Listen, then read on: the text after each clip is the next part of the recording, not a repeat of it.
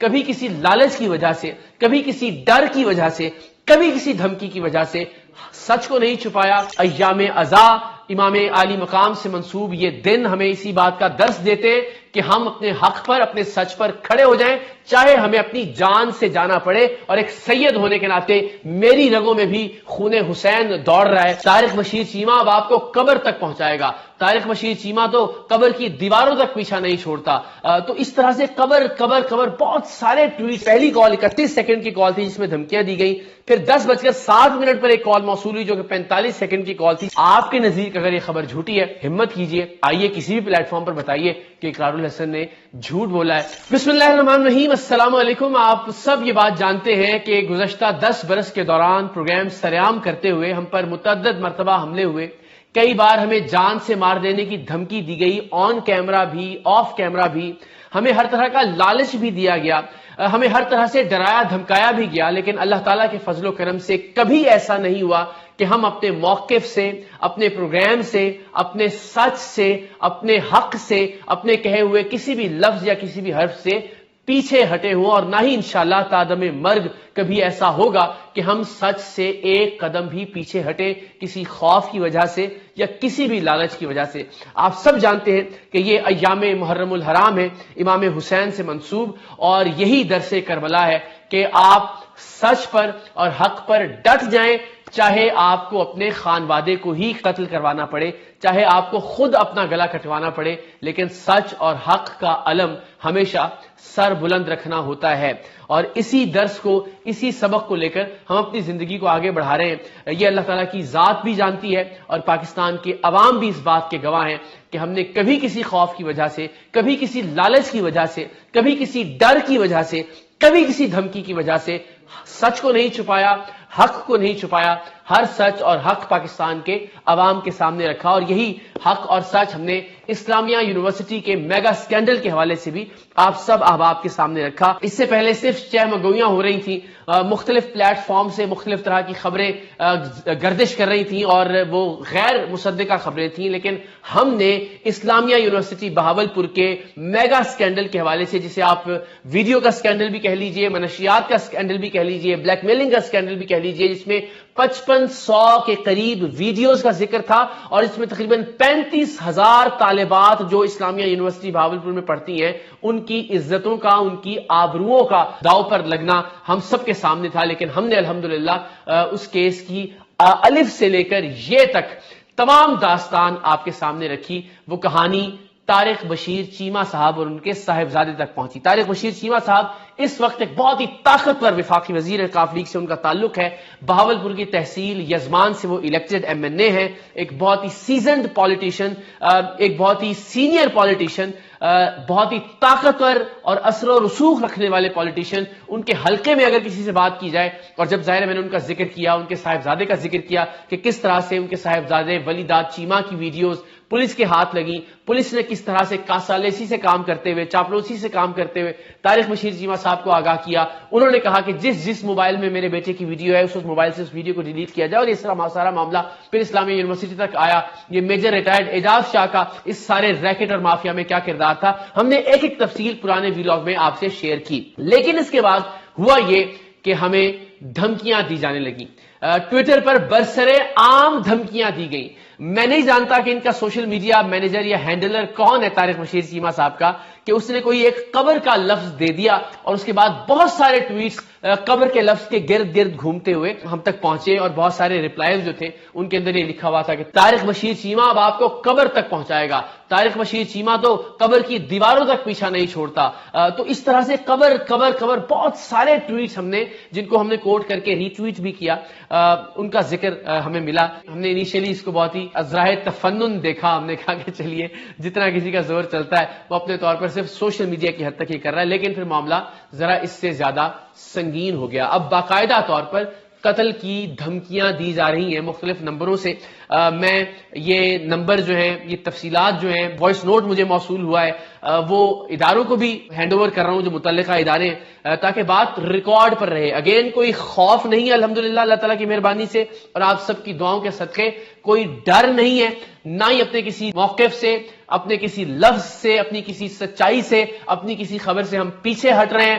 ہم اپنے پرانے ویلاگ میں کہی ہوئی ایک ایک بات پر قائم ہیں کہ اسلامیہ یونیورسٹی کا سکینڈل کس طرح سے سامنے آیا، کس طرح سے منظر عام پر آیا، کس طرح سے اس سکینڈل میں بھی اس یونیورسٹی کی 35,000 بچیوں کی عزتوں کو تصور نہیں کیا گیا، ان کی عزتیں بچانے کی کوشش نہیں کی گئی، ایک طاقتور وزیر کے بیٹے کو بچانے کی کوشش کی گئی اور اس سلسلے میں کچھ عزتیں محفوظ ہو گئی. ورنہ اس ملک میں ایک عام طالبہ کی عزت یا عفت اس کی کسی کو پرواہ نہیں ہے. ہاں ایک وزیر کے بیٹے کی عزت بہت بڑی عزت ہے. اس عزت کو محفوظ رکھنے کے لیے اس کارروائی کا آغاز ہوا جس نے ایک سکینڈل کی شکل اختیار کر لی. اس کی تمام تر تفصیلات ہم آپ تک پہنچا چکے ہیں.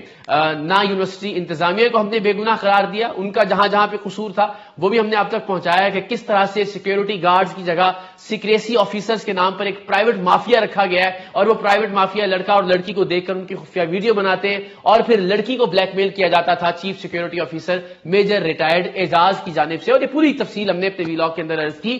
تو گزارش یہ ہے کہ قتل کی ان دھمکیوں کی کھلی دھمکیوں کے باوجود ہم اپنے موقف سے پیچھے نہیں ہٹے. یہ ایام عزا امام عالی مقام سے منسوب یہ دن ہمیں اسی بات کا درس دیتے کہ ہم اپنے حق پر، اپنے سچ پر کھڑے ہو جائیں، چاہے ہمیں اپنی جان سے جانا پڑے. اور ایک سید ہونے کے ناطے میری رگوں میں بھی خون حسین دوڑ رہا ہے اور میں بھی اپنے ایک ایک لفظ پر، اپنے سچ پر، اپنے حق پر قائم ہوں. چاہے جتنی دھمکیاں دی جائیں، چاہے جتنا ڈرایا جائے، چاہے جتنا دھمکا لیا جائے. نمبر میں ضرور آن ریکارڈ آپ سے شیئر کر لیتا ہوں، اس کا اسکرین شاٹ بھی ہم آپ سے شیئر کریں گے. یہ اوہایو کا یونائٹڈ اسٹیٹس کا نمبر ہے، +1 سے اس کا آغاز ہوتا ہے، 5678037773. اس سے 9:53 پر صبح ایک کال موصول ہوئی گزشتہ روز. پھر 9:55 پر ایک کال موصول ہوئی جسے میں نے کاٹ دیا. یہ پہلی کال 31 سیکنڈ کی کال تھی جس میں دھمکیاں دی گئی. پھر 10:07 پر ایک کال موصول ہوئی جو کہ 45 سیکنڈ کی کال تھی جس میں مکمل خاموشی تھی. اس میں مجھے نہ ڈرایا گیا نہ دھمکایا گیا. جو دھمکی تھی وہ پہلی کال میں تھی. اور اسی نمبر سے ایک آڈیو نوٹ بھی موصول ہوا. وہ آڈیو نوٹ بھی ہم آپ سے شیئر کرتے ہیں، ذرا ملاحظہ کیجئے.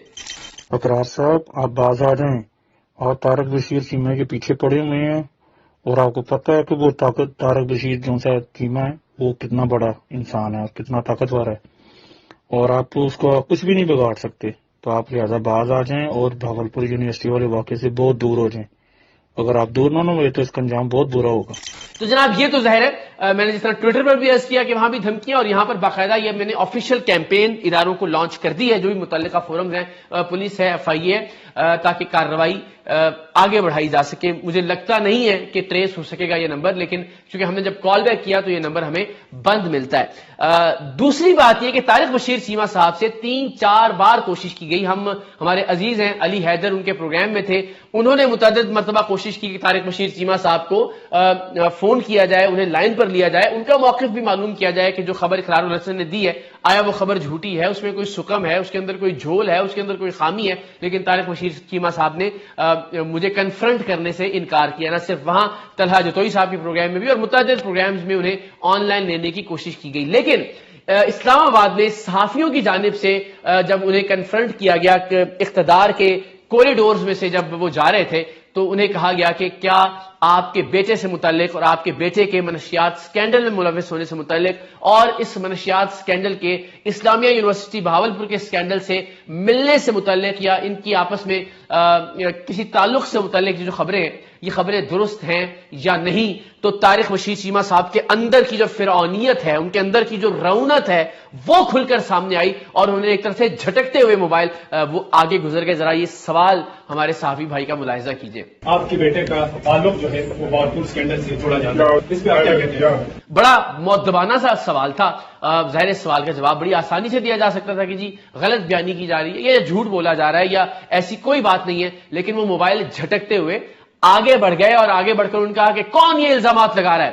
تو صحافی نے کہا کہ جی میڈیا یہ الزامات لگا رہا ہے، تو ان کا کہنا تھا کہ میڈیا تو اس طرح کی باتیں کرتا رہتا، تو یہ بھی ذرا ملاحظہ کیجیے۔ میڈیا جو ہے میڈیا ہر کوئی کام کرتا ہے جو نہیں کرنا چاہیے۔ آخر میں طارق بشیر چیمہ صاحب نے بڑی دلچسپ بات کی، انہوں نے کہا کہ جناب سارے میڈیا تو اس طرح کی خبریں دیتا ہی رہتا ہے، آپ اس معاملے کو انویسٹیگیٹ ہونے دیجئے۔ جو بھی میرے پہ الزام ہے گیٹ اٹ انکوائری، جا کے انکوائری کرواؤں گا۔ تو جناب اس معاملے کو انویسٹیگیٹ ہونے دیں، اور کون انویسٹیگیٹ کرے گا اس معاملے کو؟ وہ پولیس انویسٹیگیٹ کرے گی جو آپ کی کاسا لیس ہے، جو آپ کے تلوے چاٹتی ہے، جو آپ کی چاپلوسی پر تعینات ہے، جس کا کام ہی صرف اور صرف آپ کو پروٹوکول فراہم کرنا ہے، جس نے آپ کے بیٹے کی ویڈیوز ملنے کے بعد کہ وہ منشیات کے ریکٹ کا حصہ ہے، وہ آئیس کی پارٹیاں کرتا ہے، وہ آئیس استعمال کر رہا ہے، وہ ویڈیو ملنے کے بعد اس کے خلاف کوئی کارروائی کرنے کی بجائے آپ کو اعتماد میں لیا، آپ نے اس کے دوست کو اٹھوا دیا، اس کے دوست کو اٹھوانے کے ساتھ ساتھ آپ نے متعدد لوگوں کے خلاف کارروائی، یہ پولیس انویسٹیگیٹ کرے گی اور بتائے گی کہ طارق بشیر چیمہ صاحب غلط بیانی کر رہے ہیں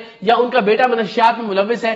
اس پولیس کی رپورٹ پر قوم اعتماد کرے گی جو پولیس آپ کے گھر کی لانڈی کے سوا اور کوئی کردار ادا نہیں کر رہی۔ تو جناب قوم جانتی ہے کہ اس طرح کی انویسٹیگیشنز یا اس طرح کی انکوائریز کے نتیجے میں کیا نتیجہ برآمد ہوتا ہے۔ حضور یہ معاملہ آپ جیسی طاقتور شخصیت کی، آپ جیسے طاقتور شخصیت کے صاحبزادے کی عزت کو محفوظ کرنے سے شروع ہوا تھا اور آپ جیسے طاقتور کی عزت کو محفوظ کرنے پر ہی ختم ہوگا۔